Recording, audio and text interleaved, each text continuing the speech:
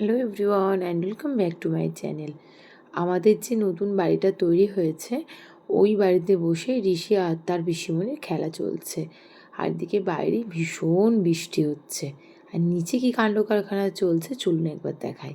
আমাদের বাড়ি মহান ব্যক্তি আজকে রান্না করছে, তার প্রতিটা তরকারিতেই ঝোল দরকার হয়, তাই কেমন ডিমের ঝোল বানিয়েছে দেখুন, যেন সুইমিং করা হবে। আমার তো এরকম ডিমের ঝোল একদম পছন্দ না, আর ওর এইগুলোই পছন্দ।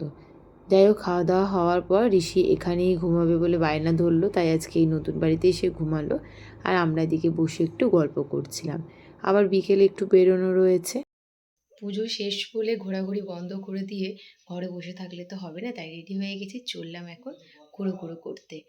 মা কখনোই যেতে পারে না, মা ছাড়া আমাদের সংসার একদমই অসম্পূর্ণ। মা সবসময় আমাদের সঙ্গেই রয়েছে, তাই মা চলে গেছে এই মনে কষ্ট না রেখে সবসময় মা আমাদের সঙ্গে রয়েছে, আর মা ছাড়া আমাদের জগৎটা পুরোটাই অন্ধকার, এটা ভেবেই আগামী দিনগুলো কাটানো উচিত।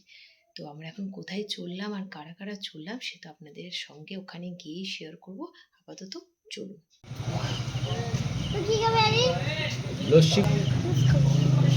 সেখানে হবে না এখন।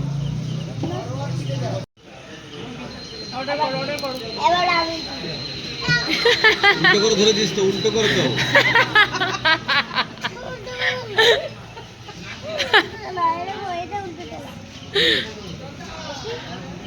মেনু কার্ডই ছিঁড়ে দেবে, ওটা করছে।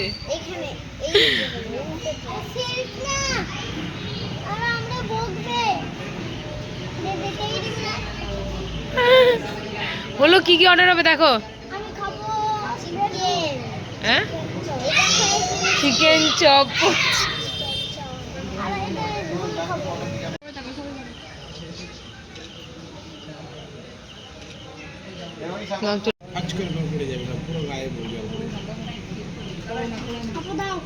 এখন না, গরম হোক, হোক।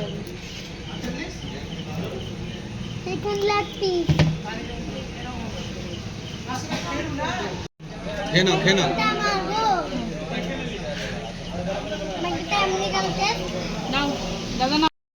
আমরা খাওয়া দাওয়া করবো কি, এদের কাণ্ড কারখানা দেখতে দেখতে আমাদের সময় কেটে যাচ্ছে, আর এদেরকে নিয়ে আসলে না আমাদের সন্ধে কিভাবে রাত্রে পরিণত হয়ে যায় আমরা বুঝতেই পারি না।